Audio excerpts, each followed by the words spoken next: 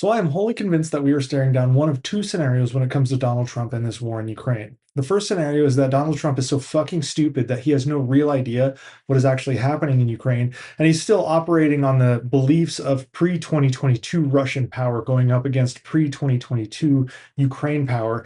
And he is having that belief reinforced through discussions with pro Russian entities within his own administration, as well as Putin himself, who is trying to maintain that narrative despite the rest of the world seeing in full view that Russia is completely and absolutely a paper tiger who cannot properly bring this war to a close in their favor without the complete surrender of the West and its support of Ukraine. Now, the second scenario is that Trump himself is 100% in bed with Putin for whatever reason, whether Putin has some sort of leverage over him, or Trump admires Putin and his dictatorial ways, or some other nefarious business or crime syndicate reasons that no one knows about. But the actions of Donald Trump are not one of American values, and they absolutely run counter to every single previous administration, no matter if it was Republican or Democrat.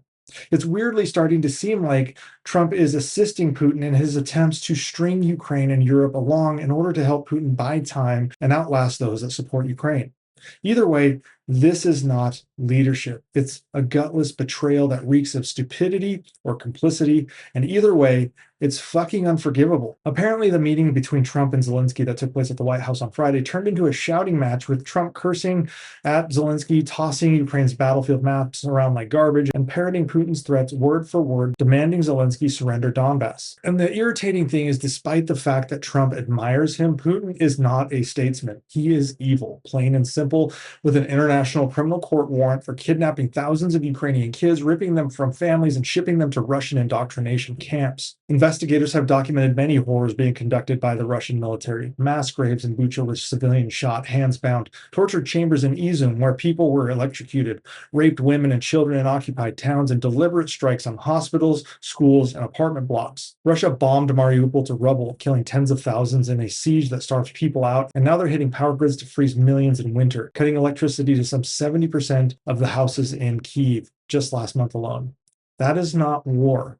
That is genocidal terror. Trump wants to reward this by forcing Zelensky to cede territory. That's not just wrong, it is morally bankrupt, complicit in bloodshed, and a disgrace to everything America claims to stand for.